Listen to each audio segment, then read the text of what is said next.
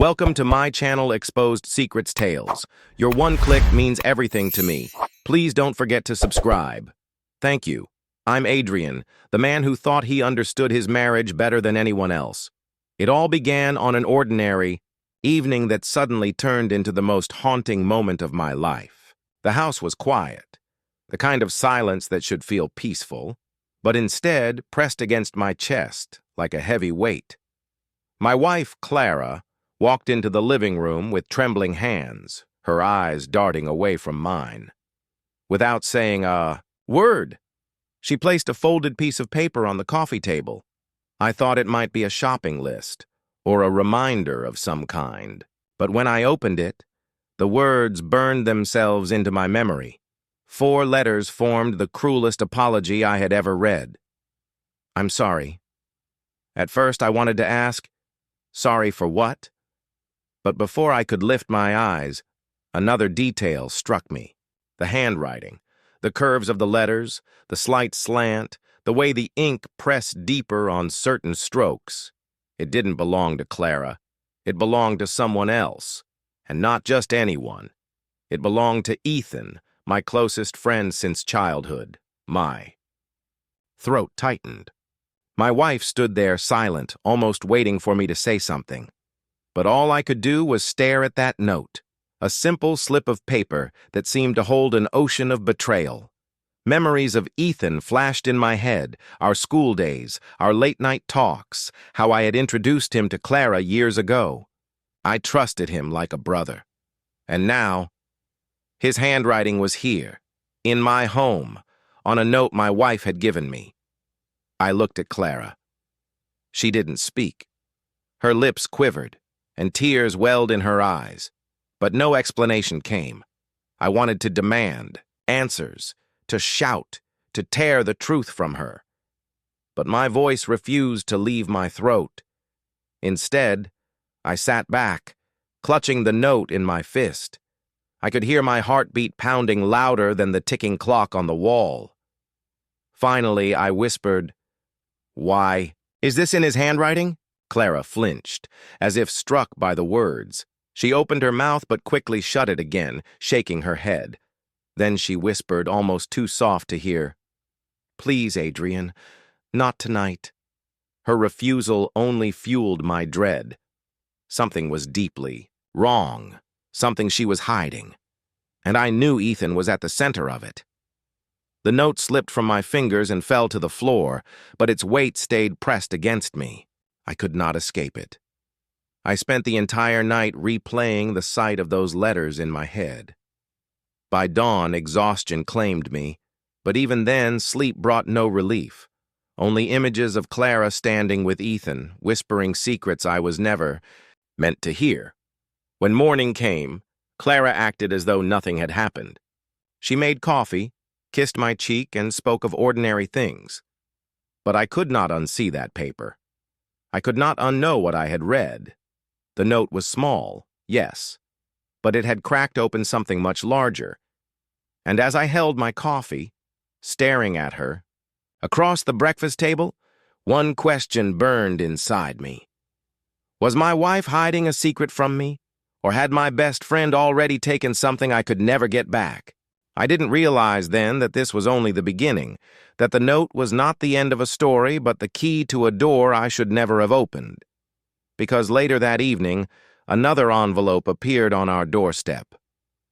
This one carried Ethan's full name. I froze when I saw it.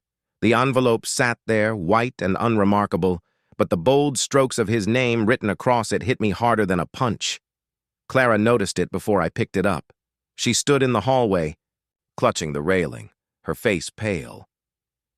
For a brief moment, neither of us moved. Then I bent down, snatched it from the floor, and turned it over in my hands. It was sealed, no return address, no markings except Ethan's name scrawled on the front. "Why, is this here?" I asked, my voice sharper than I intended. Clara shook her head quickly. "I don't know. I swear, I don't know." But her trembling voice betrayed her. I had lived with her long enough to know when she was lying. I tore the envelope open. Inside was a single sheet of lined paper folded neatly. My hands felt heavy as I unfolded it. The words on the page were short, almost rushed. "You will understand soon. Trust me." Again, the handwriting. Ethan's. My chest tightened with a mix of rage and confusion. Why was he sending me cryptic notes through my wife? Why couldn't he face me directly? And why did Clara act as though she already knew what this was about? I looked at her, searching for answers in her eyes. She avoided my gaze, staring instead at the floor. "Adrian," she whispered, "please, don't push this. Not yet." Not yet? Those two words stung more than anything. She knew something. She was keeping it from me deliberately. I wanted to press harder, to force the truth out of her, but at the same time a cold fear seeped into me. What if the truth was worse than I imagined? What if Ethan had crossed the line I could never forgive? That night, I couldn't eat, couldn't think. The house felt different, as though every wall carried secrets I wasn't meant to see. I walked from room to room, hoping to find something, a letter, a hidden message, a clue to explain all this. But there was nothing, only the notes. When I returned to the living room, Clara was sitting on the couch, her knees pulled to her chest. She looked like someone bracing for a storm. I wanted to reach for her, to demand the truth, but I couldn't bring myself to sit beside her. Instead, I asked quietly, "Is Ethan here? Has he been coming to this house when I'm not around?" Her lips parted, but no words came. She only closed her eyes and let out a shaky breath. Silence stretched between us until I couldn't bear it anymore. I grabbed my jacket and left the house, the envelope still in my hand. The streets were quiet as I walked aimlessly, replaying every moment of my friendship with Ethan. He was the man I had trusted with everything. We had been boys together, grown into men side by side. I had shared my life, my home, even my happiness with him. Why would he write to me this way? Why involve Clara? Then another thought pierced my mind. What if Clara wasn't just the messenger? What if she was the reason for all of this? That suspicion ate at me until I found myself standing outside Ethan's apartment building. I knew I shouldn't be there. I knew I should wait for a clearer head, but I couldn't. Not after holding those notes in my hand. I climbed the stairs, my pulse pounding with each step, until I reached his door. I raised my fist and knocked, hard. No answer. I knocked again. Louder, still nothing. But just as I was about to leave, I noticed something. A slip of paper tucked under his door, sticking out just enough to catch my eye. I bent down, pulled it free, and unfolded it. The message was only 2 words, but they chilled me more than anything I had read before. "Forgive me." And beneath those words was Clara's handwriting. I stared at the paper, my hands trembling. This wasn't Ethan's writing anymore. This was hers, clear, delicate, and all too familiar. A message that carried both guilt and finality. Why would Clara leave a note like this at Ethan's door? My mind spun with possibilities, each one darker than the last. Was she apologizing for something she had done with him? Or was she caught in something bigger, something she hadn't told me about? The hallway felt colder as I stood there, gripping the paper like it might dissolve if I let go. The silence of the building pressed in on me. I wanted Ethan to open the door, to step out and explain everything, but the apartment stayed dark and lifeless. Slowly, I turned and walked away. The words, "Forgive me," echoing louder in my mind with every step. When I returned home, Clara was still on the couch, her arms wrapped around herself. She looked up as I entered, her eyes wide as though she had been waiting for me. I held up the note. "I found this at Ethan's place." Her face drained of color. Her lips parted, but no sound came out.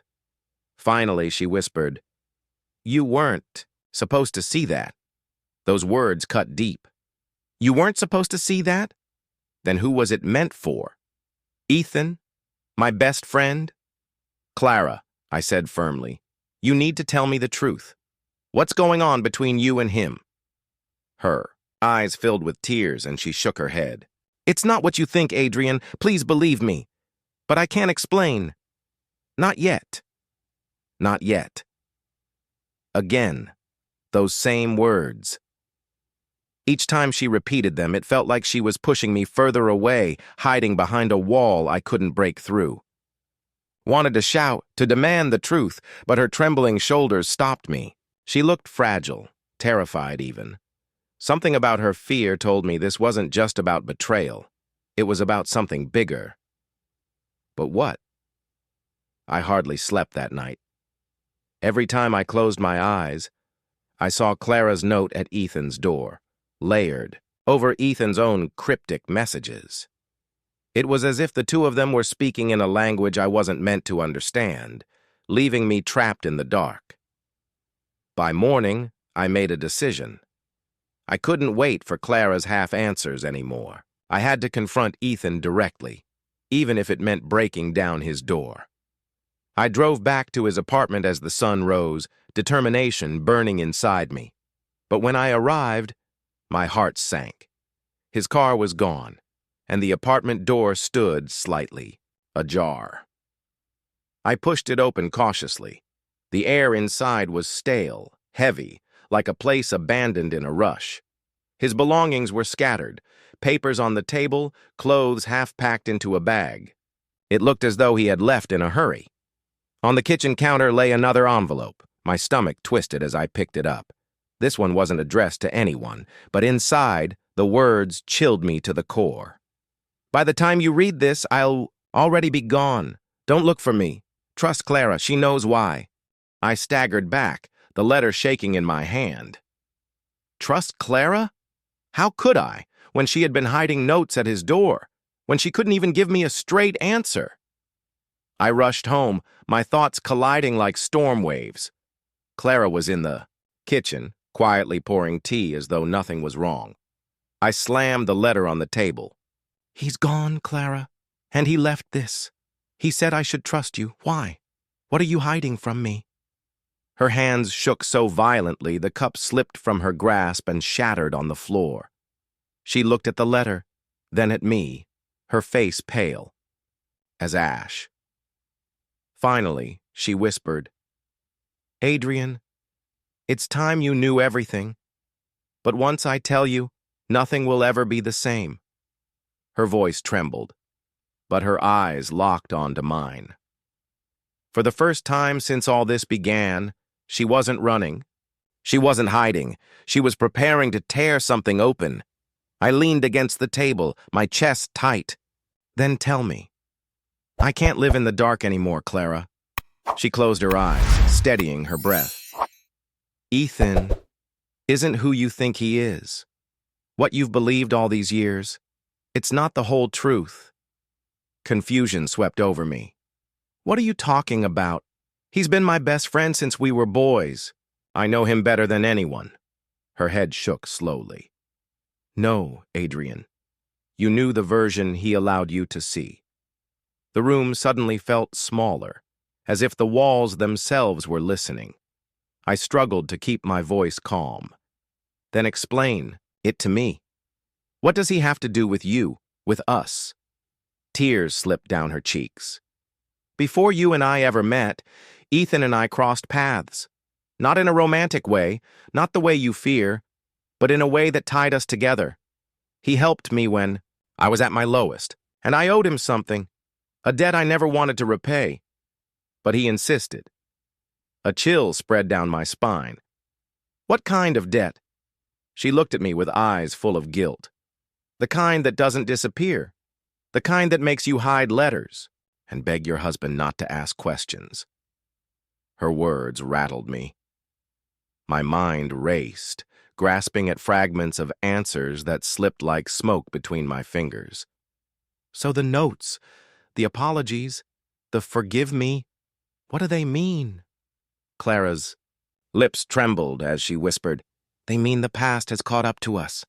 Ethan is running because of something he did long ago. Something that could destroy more than just him.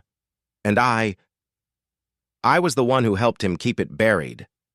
I stumbled back, staring at her as though she had become a stranger. "You helped him hide something from me? For how long?" She didn't answer. Instead, her silence confirmed what I dreaded. This wasn't new. This had been festering beneath our lives for years. My heart pounded. "Clara, what did you two do?" She reached out, her hand trembling, but I stepped back before she could touch me. My world was spinning. My best friend had left cryptic notes, vanished without explanation, and now my wife admitted to protecting him. "Adrian," she whispered desperately, "I never betrayed you in the way you fear, but I did betray your trust. And if you read what's hidden in that last envelope Ethan left behind, you'll hate me forever." Her words sent a shiver through me. Another envelope? I had only found the one at Ethan's apartment, telling me to trust her. Was there another? One she already knew about? "Where is it?" I demanded. Clara froze, her lips pressing tightly together. "Where is it?" I repeated, louder this time. Her voice broke as she whispered, "In the attic." Without waiting, I turned and stormed up the stairs, each step heavy with dread. The attic door creaked as I pulled it open, dust filling the air. Boxes lined the corners, shadows stretching long in the dim light. I searched frantically, tossing aside old clothes, forgotten keepsakes, until finally, beneath a pile of books, I found it. An envelope, yellowed at the edges, sealed tight. My hands shook as I held it. The weight of truth pressed against me. I heard Clara's voice calling weakly from below. "Adrian, please don't open it. Once you see what's inside, you can't go back." But I couldn't stop myself. Slowly, I tore it open and pulled out the folded sheet within. The first line stole the breath from my lungs. "The night your father died. It wasn't an accident." The words on the page blurred as my hands trembled. My father, the man I had mourned for years, believing he had slipped away in a tragic accident on a rainy road. That night had haunted me, but I had always clung to the belief that fate, cruel as it was, had taken him. Now Ethan's letter told me otherwise. I sank to my knees in the dust of the attic, the paper shaking between my fingers. My breath came, in sharp gasps, as though the air had grown too thin. My father's death. Not an accident? I forced myself to keep reading. Clara knew. She helped me carry the secret because she loved you. I never wanted you to learn this truth, but the past refuses to stay buried. I stopped, staring at the words until they carved themselves into my soul. Clara knew. She had known all along, through our entire marriage, and never told me. A hot rush of betrayal surged through me. I crumpled the letter in my fist and stormed down the attic stairs. Clara was waiting at the bottom, her eyes red from crying, her hands clasped tightly as though in prayer. "You knew," I whispered, my voice hoarse. "You knew about my father." Her tears fell freely as she nodded. "Yes, Adrian, I knew. But I didn't know how to tell you. I wanted to protect you." "Protect me?" My voice cracked. "From what? From the truth? From knowing that the man I trusted like a brother had something to do with my father's death?" She flinched but didn't move. It wasn't supposed to happen. Ethan was there that night, yes. But he never meant for it to go that far. He made a mistake, one that couldn't be undone. I helped him cover it because I was terrified of what it would do to you. My mind reeled. Images of my father's car crash returned with violent force. The shattered windshield. The endless questions I had buried. All along, Ethan had been there. And Clara, the woman I had built my life with, had hidden it. "I don't even know who you are anymore," I muttered. She stepped forward, her voice breaking. "I am still your wife. I am still the woman who loves you. I made the wrong choice, Adrian, but it was out of fear, not betrayal. Please, you have to believe me. I wanted to believe her. I wanted to reach for her, to cling to the love we had built. But the weight of the letter crushed me. I turned away, gripping the banister, my thoughts spiraling. If Ethan had caused my father's death, intentional or not, then why was he sending these notes now? Why stir up the past after so many years? Unless he wasn't running from me at all. He was running from something else. That night, sleep refused to come. I sat in the dark living room, the crumpled letter beside me, staring at the shadows on the walls. Clara had retreated upstairs, giving me space, but her absence felt heavier than her presence. Sometime after midnight, a soft knock rattled the front door. My heart leapt. I stood, cautiously approaching. When I opened it, no one was there. Only another envelope lay on the doormat. I bent down, my hands cold as I picked it up. This time, the writing on the front wasn't Ethan's. It was my father's. I froze in, the doorway, the envelope burning in my hand as if it had no right to exist. My father had been gone for years. I had stood at his graveside. I had carried the weight of his absence every day since. And yet, his handwriting was here, in front, of me as real as the night air filling my lungs. Clara appeared behind me, her voice shaking. Adrian? What is it? I turned, showing her the envelope. Her eyes widened, her hands flying to her mouth. No, that's not possible. But it was. The loops of the letters, the way the ink pressed harder on every downward stroke. I knew it too well. I had seen it on his old notes, his birthday cards, his written advice tucked into my school books. With trembling hands, I tore the envelope open. Inside was a single sheet of paper, yellowed as though it had been hidden for years. The message was short, but it hit me like lightning. If you are reading this, it means Ethan finally broke his silence. The truth is dangerous, Adrian, but it is yours now to face. My knees nearly gave way. I sat down on the floor, clutching the note as if it might disappear. Clara knelt beside me, her eyes full of terror. Adrian, I don't understand. How could he have written this? The note continued, and my voice faltered as I read aloud. On the night I died, I wasn't alone. Ethan was there because I called him. I trusted him with something precious, something I feared would be stolen from me.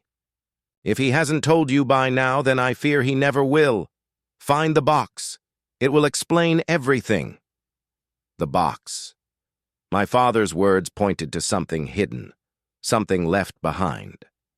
I looked at Clara, my voice unsteady. Do you know about this?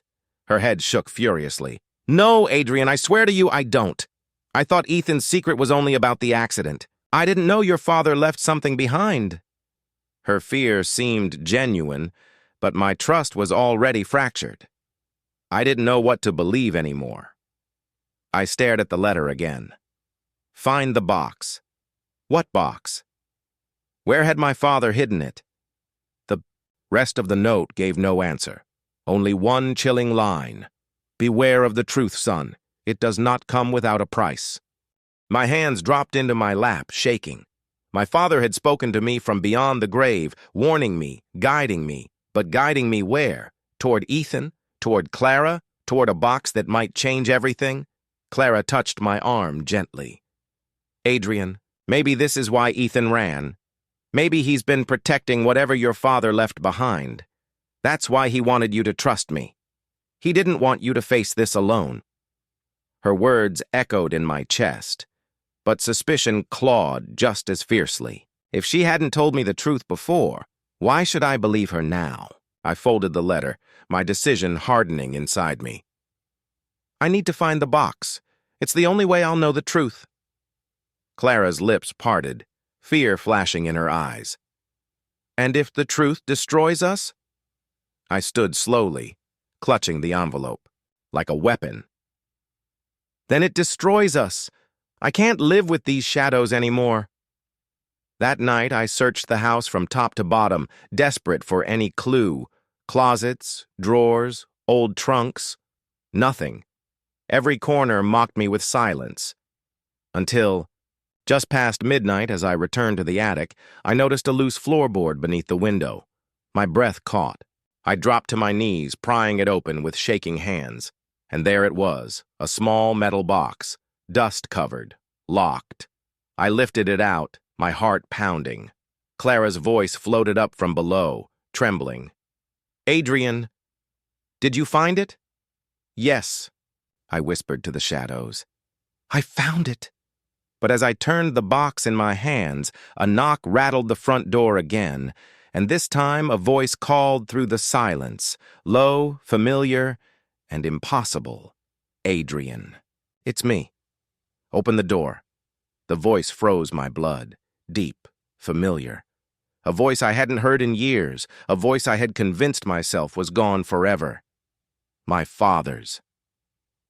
The box slipped from my trembling hands and clattered onto the attic floor. For a moment, I couldn't move. My heart hammered so hard I thought it might break through my chest. Clara called from below, her voice frantic. "Who is it?" "Adrian. Who's at the door?" But I couldn't answer her. I stumbled down the stairs as if drawn by a force stronger than my fear. Each step felt like walking through a dream I couldn't wake from. When I reached the hallway, I hesitated. The silhouette behind the frosted glass of the door was unmistakable. A man's figure, broad-shouldered, unmoving. I pressed my palm to the wood, whispering, "This can't be real." The voice came again, steady. "It's real, son. Please, let me in." I unlocked the door with shaking hands and pulled it open. Standing before me was Ethan, but in the shadows behind him I saw something that stole the air from my lungs. A second figure, older, worn, but alive. My father. I staggered back, nearly losing my balance. No, this isn't possible." Ethan stepped forward quickly, his eyes full of urgency. "Adrian, listen to me. I can explain, but you need to—" "Stay calm. Explain?" My voice cracked with fury and disbelief. "You've been sending me cryptic notes, running, hiding, and now you bring him? My father? Who's supposed to be dead?" My father's voice broke the chaos. Soft, pained. "Adrian, I never meant for it to happen this way." Tears blurred my vision. You died. We buried you." He lowered his head. "What you buried was a lie. I had to disappear. For your safety. For Clara's safety, too." I turned to her. She stood at the foot of the stairs, trembling, her hands clutching the railing. She didn't look surprised, only terrified. "You knew," I whispered. "You knew he was alive all this time." Her silence was an answer. Anger burned in me, but so did confusion. I faced them both, my father and Ethan. "Tell me everything. Now." Ethan exchanged a heavy glance with my father, then spoke. "The night of the crash, your father discovered something dangerous. He was being followed. If people knew what he carried, they would have killed him, and anyone close to him. We staged his death to keep you safe." I shook my head, reeling. "Staged his death? And you never thought I deserved to know? You let me grieve him all these years." My father stepped forward, his eyes glassy. "Adrian, I'm sorry. It tore me apart to leave you, but I had no choice. The truth I carried, it was too dangerous." My voice rose, raw with pain. "And Clara? Was she part of this too?" He looked at her, then at me. "She didn't want to hide it. She loved you too much. But when she married you, she made a choice to protect you, even if it meant lying." My knees felt weak. The walls seemed to close in. My whole life had been built on lies, on grief that was manufactured, on trust that had been broken by everyone closest to me. Ethan placed a hand on the metal box I had found. Inside there is the reason your father vanished, the reason people still hunt him. But once you open it, there's no turning back. My father's voice cracked. Please, son. If you choose to open it, you'll inherit everything I've been running from. But if you don't, you may never understand why I had to leave. The box sat between us, silent and heavy. My hands hovered over it, torn between the life I thought I knew and the truth that might destroy it. Finally, I whispered, "Then, I'll open it." The room fell silent, every breath held, every eye fixed on the small, dust-covered box resting on the table. My fingers trembled as I slid the key Ethan handed me into the lock. The metal creaked, a sound sharp enough to pierce the tension. Click. The lid lifted. Inside lay a stack of documents, old photographs, and a small leather notebook. Nothing about it looked dangerous, but the weight of it felt unbearable, as though centuries of secrets were pressing against me. I reached for the notebook first. Its cover was worn, the leather cracked, my father's initials faintly embossed on the corner. I opened it and froze. Every page was filled with names, dates, and symbols I didn't recognize. But one phrase repeated over and over, underlined. In his careful handwriting, Project Aegis. Ethan's voice broke the silence. That's what this is all about. Your father uncovered something powerful, something governments and private groups would do anything to control. Aegis wasn't just research. It was a weapon hidden in plain sight. My father's eyes met mine, heavy with guilt. I was part of it once. But when I realized what it could become, I tried to stop it. That's when they came after me. I had to vanish, Adrian. If they believed I was dead, you would be spared. My chest tightened. And all these years, you left me in the dark, grieving a death that wasn't real. You let Clara, Ethan. You let all of them lie to me. Clara stepped closer, tears streaming down her face. Adrian, I lied because I couldn't lose you. If you had gone looking for the truth back then, they would have killed you too. The words hit me like waves, each one pulling me further into a storm. My whole life, my grief, my trust, my friendships had been twisted around this secret. I dug deeper into the box. Among the papers, I found photographs of men I didn't know, locations circled on maps, letters warning of betrayals. And then, tucked into the bottom, another sealed envelope with my name written across it in my father's unmistakable hand. With trembling fingers, I opened it. Adrian, if you are reading this, then fate has caught up with us. The choice is now yours. You can burn these papers, close this box, and walk away. Live your life free of the shadow I carried. Or you can continue my fight, knowing it will consume everything you love. The truth is yours to bear, but so is the price. I stared at the words, my vision blurring. My father's voice seemed to echo through the room, urging me to decide. Ethan spoke softly. If you walk away now, no one would blame you. You have Clara. You can rebuild your life.